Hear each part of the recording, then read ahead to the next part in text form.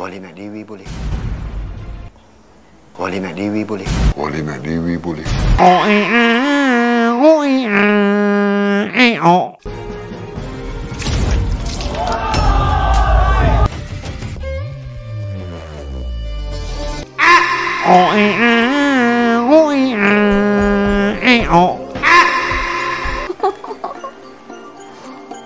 Walid. Assalamualaikum, Walid. Walid.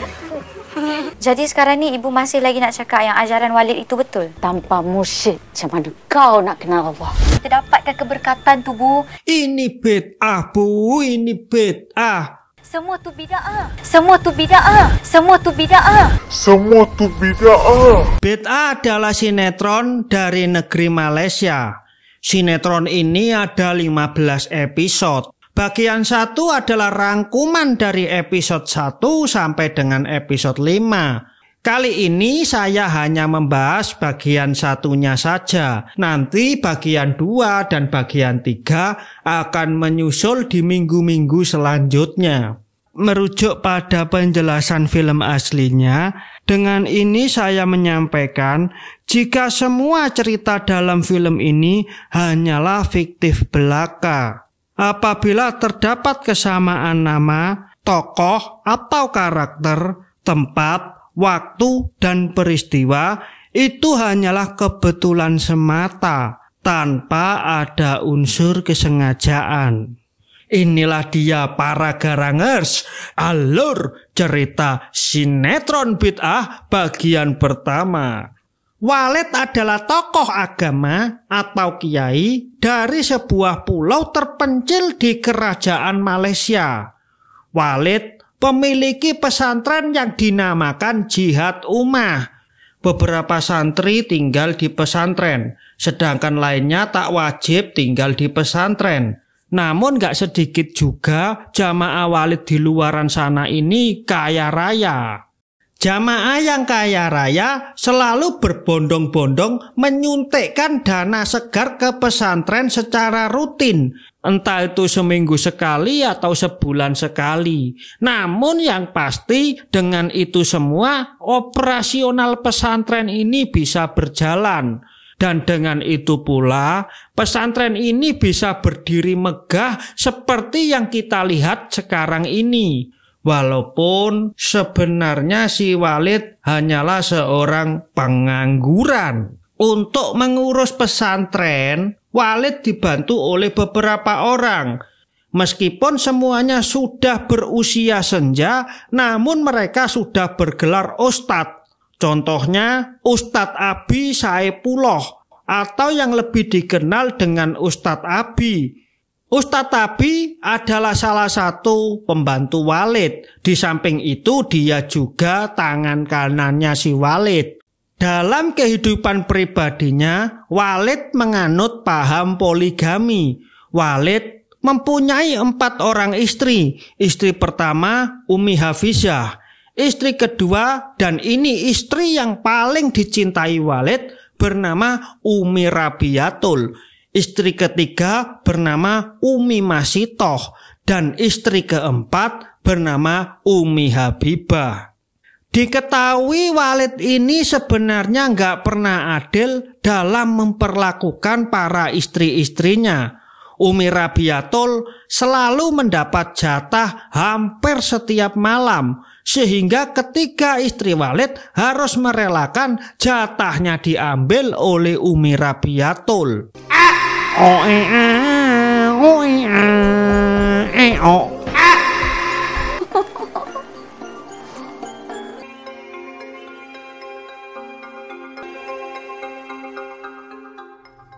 Walid juga memiliki ratusan santri yang loyal dan fanatik kepadanya. Salah satu santri yang memiliki tingkat kefanatikan hampir 100% adalah Umi Kalsum. Sebagai seorang santri dan seorang ibu, maka sangat wajar jika Umi Kalsum ini juga pengen anaknya yang bernama Bayi Duri untuk menerima hidayah, yaitu menjadi pengikutnya si Walid.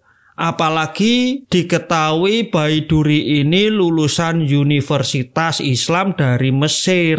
Sehingga Umi Kalsum punya harapan Baiduri bisa jadi ustazah di pesantren Jihad Ummah.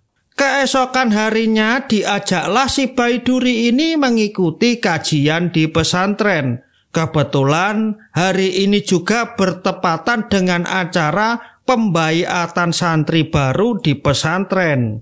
Kesan pertama di pesantren, Baiduri merasa ada sesuatu yang janggal. Di halaman pesantren, Baiduri melihat beberapa remaja yang sedang dihukum cambuk, bahkan dihukum rajam karena mereka kedapatan sedang berpacaran. Yusuf Rejam dengan 7 putih batu. ada kesalahan besar yang Walid tekankan di dalam Saat acara pembaiatan itu berlangsung, lagi-lagi Baiduri juga menemukan kejanggalan dengan salah satu ritualnya, di mana pada ritual itu para santri harus bersedia minum air bekas cucian kakinya Walid. Konon katanya air itu mengandung keberkahan. Satu persatu santri meminum air itu, termasuk Umi Kalsum sendiri. Hingga tibalah saatnya giliran Baiduri untuk meminum air itu. Saat Baiduri dihadapkan dengan baskom yang berisi air dari kaki Walid, tiba-tiba di luar dugaan Baiduri langsung mencipratkan air tersebut ke wajah Walid. Meskipun Baiduri sudah kurang ajar, namun si Walid tak marah. Ini semua karena Baiduri adalah seorang cewek yang cantik. Walaupun sudah ditutup cadar, tapi Walid tentu sangat bisa mengidentifikasi kecantikan dari seorang cewek. Yo tahu sendirilah teman-teman garangers. Kalau kita ini kan tingkat kegarangannya paling cuma di bawah 70%. Tapi ini Walid Walid tentu tingkat kegarangannya sudah 100%. Mau ditutup cadar kek, mau ditutup masker kek, mau ditutup helm full face, yo Walid pasti bisa mencium bibit-bibit cewek cantik itu kayak gimana. Wong Walid ini garangan yang sudah berpengalaman nih. Dengan kata lain, Walid ini mbahe para garangan nih. Melihat si kiai dipermalukan seperti itu, Umi Kulsum beserta para santri menjadi sangat emosi. Namun emosi mereka berhasil diredam oleh si Walid. Sebenarnya dalam hati Walid juga ikutan emosi. Tapi dalam situasi dan kondisi yang seperti ini, Walid memang sudah seharusnya jaim supaya Baiduri menilai Walid sebagai orang yang sabar, orang yang ramah, seperti akhlaknya Rasulullah. Wong Rasulullah dulu dilempari kotoran aja gak marah, apalagi ini cuma cipratan air. Kesan pertama itu sangat penting teman-teman garangers. Seperti iklan parfum Axe, kesan pertama begitu menggoda. Umi Habibah yang sudah gak tahan lagi dengan perlakuan Walid akhirnya meluapkan emosinya. Umi Habibah secara terang-terangan memprotes kebijakan Walid tentang perlakuannya yang tidak adil kepada 3 istrinya. Menurut Umi Habibah, Umi Rabiatul selalu mendapatkan jatah yang lebih banyak daripada ketiga istrinya. Hal ini pula yang menyebabkan ketiga istri Walid harus merelakan jatahnya dipakai Umi Rabiatul. Namun si Walid gak mau disalahkan. Di saat Walid terpojok dengan situasi yang seperti ini, apa boleh buat? Akhirnya Walid menggunakan jurus terakhirnya, yaitu menghukum Umi Habibah dengan menempatkannya di Labuan selama beberapa bulan. Kami minta maaf, Walid. kamu akan dihantar ke Labuan. Sedikit informasi ya teman-teman Garangers, Labuan itu adalah salah satu cabang pesantren yang fokusnya ngurus anak yatim. Namun bagi orang yang paham, Labuan itu sebenarnya adalah politik Walid. Karena Labuan itu sebagai tempat pengasingan mantan istri-istri Walid dan mantan istri-istri petinggi jihad ummah. Konon katanya, jika seseorang istri ditempatkan di sana, maka status pernikahannya auto batal atau sudah resmi bercerai. Lantas, mengapa mereka kok harus ditempatkan di Labuan? Supaya para mantan-mantan istri Walid nggak bisa berbaur dengan warga luar. Karena jika sampai mereka bisa berbaur, sudah barang tentu seluruh kesesatan Walid dan pesantren akan menjadi viral. Dan nanti pasti mereka juga akan jadi artis dadakan yang sering diundang di acara-acara podcast YouTuber besar. Beberapa hari kemudian, Umi Kalsum dengan Baiduri akan menghadiri lagi kajian di dalam pesantren. Ini adalah kali keduanya Baiduri mengikuti kajian. Saat mereka melewati sungai, tak sengaja mereka berpapasan dengan Walid beserta rombongannya. Karena kondisi di sungai itu anginnya sangat kuat, terbukalah cadarnya si Baiduri. Dengan sigap, Baiduri segera memasang lagi cadarnya.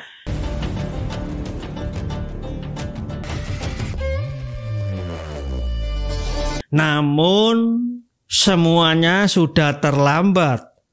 Wajahnya yang glowing, alisnya yang nyelirit, dan bibirnya yang cemokot sudah terlanjur viral dan menusuk hati Walid beserta rombongan garangannya. Disitulah Walid melet-melet sembari pikirannya bertraveling kemana-mana. Untung saja para Garangers, saat itu penyakit komplikasinya si Walid gak kambuh. Setelah melihat penampakan Baiduri, hati Walid bergejolak seperti air yang sedang mendidih. Seakan-akan ada dorongan kuat untuk menyucup Baiduri. Sesampainya di pesantren, lagi-lagi Baiduri melihat aturan yang nyeleneh. Jika ada santri yang hendak menikah, maka yang berhak menikahkan para santri itu harus si Walid sendiri. Dan jika ada pembesar jihad ummah yang pengen nambah istri, Walid sendiri yang akan menikahkannya dengan gadis-gadis muda di sana dengan status nikah batin atau nikah kontrak. Suatu hari datanglah Hambali, seorang pemuda yang menekuni dunia Islam lulusan Universitas Yaman. Assalamualaikum warahmatullahi wabarakatuh.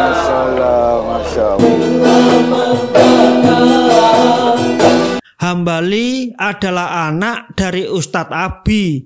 Begitu tiba di pesantren, Hambali langsung dibaiat oleh Walid dan disaksikan langsung oleh Baiduri dan pembesar jihad ummah. Di dalam pesantren, Hambali juga menemukan beberapa kejanggalan yang sama seperti apa yang dirasakan Baiduri.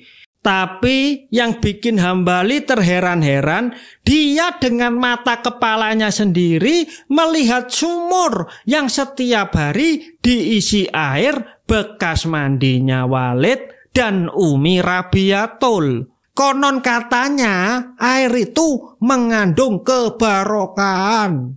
Melihat Hambali yang seperti tidak setuju dengan semua ritual pesantren, Baiduri merasa jika Hambali ini memiliki visi dan misi yang sama dengannya.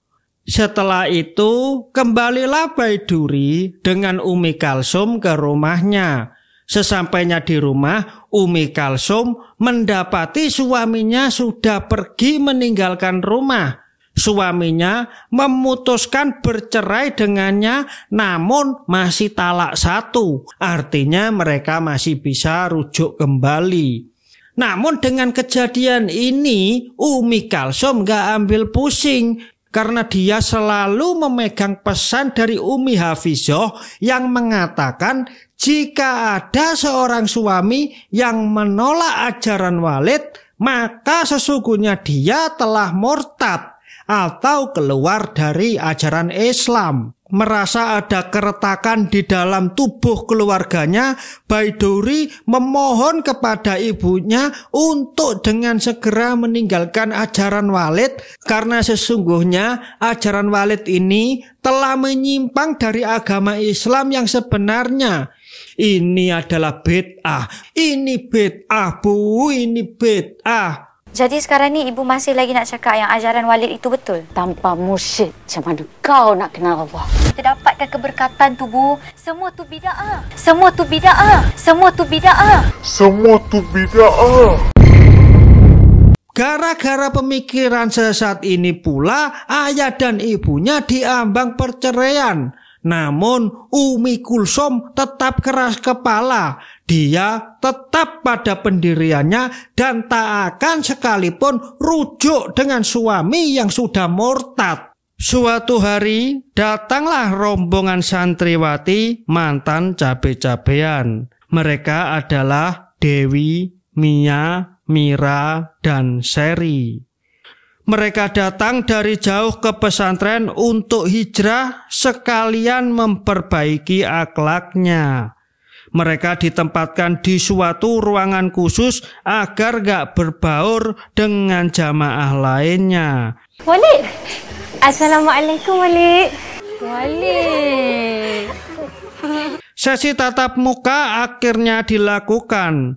Walid berkenalan dengan mereka. Buka nikah semua. Di sana keakraban mulai terjadi. Agar dakwah ini cepat masuk ke dalam relung hati mereka, Walid ingin dianggap kakak oleh mereka. Suatu malam, Uktimia mendatangi Walid di kamarnya. Tentu saat ini Uktimia sudah nggak sungkan-sungkan lagi, karena Walid kan kakaknya sendiri. Uktimia ingin segera dicarikan jodoh oleh kakak Walid. Ya, tak boleh kalau memang tak ada lelaki. Namun menurut Kak Walid, ilmu agama Uktimia ini belum cukup mumpuni. Kak Walid belum bisa nyarikan Uktimia jodoh. Namun kakak Walid bisa menjadi suami sementara Uktimia dalam ikatan nikah batin. Sehingga jatuhlah si Mia dalam perangkap sesat si Walid. Hasrat birahi Walid pun seketika tersalurkan karena bisa menyucup Uktimia. Padahal di dalam ajaran Islam yang benar, ini merupakan suatu bentuk perzinahan atau kumpul kebo. Di sisi lain, Baiduri menyusun strategi untuk menyadarkan Umi Kulsum tentang kesesatan Walid. Baiduri akan berpura-pura menjadi pengikut Walid dan memutuskan tinggal di pesantren bersama ibunya. Setibanya di pesantren, Baiduri disambut dengan sukacita oleh santri-santri wanita di pesantren. Karena saat ini pesantren memang sedang butuh-butuhnya ustazah lulusan Timur Tengah. Begitu pula si Walid. Kalau Walid yo jangan ditanya. Mungkin peribahasa yang cocok menggambarkan perasaannya adalah pucuk dicinta ulam pun tiba. Setelah prosesi pembaiatan, Baiduri kembali lagi ke rumahnya untuk menjemput ibunya. Setelah kepulangan Baiduri, terjadi kegelisahan di hati Umi Masitoh dan Umi Hafizoh. Umi Masitoh khawatir dengan kedatangan Baiduri ini akan menjadi pesaing 4 istri Walid lainnya. Dia memiliki firasat Walid akan menceraikan salah seorang istrinya untuk menikahi Baiduri. Karena sehari-harinya Walid sering terlihat hanya memakai 3 cincin batu akik, yang artinya itu adalah kode jika Walid akan menceraikan salah seorang istrinya. Sebenarnya Umi Hafizah juga memiliki firasat yang sama. Namun Umi Hafizah selalu berhasil menenangkan saudara-saudaranya. Esok paginya tibalah Baiduri dengan Umi Kalsum ke pesantren. Orang lagi pemimpin muslimah. Mereka berdua saat ini resmi menjadi penduduk pesantren. Meskipun mereka santri baru, namun mereka sudah diberikan fasilitas tempat tinggal yang layak. Tak hanya itu saja, Baiduri juga diberikan gelar kehormatan sebagai Putri Gunung Ledang dan diberikan jabatan sebagai ustazah bagi para santri-santri wanita, termasuk diantaranya ukti-ukti para mantan cabe-cabean tadi. Baiduri sebagai Putri Gunung Ledang. Di sisi lainnya, Hambali juga mendapatkan hadiah dari Walid, mendapatkan gelar kehormatan sebagai Hang Tuah, Dan Hambali sebagai Hang Tuah, serta mandat langsung dari Walid sebagai ustadz bagi para santri-santri cowok. Oke teman-teman Garangers, sampai di sini dulu bagian satunya. Sampai jumpa di bagian keduanya. Dan jangan lupa ngopi. Salam 1 Garangers.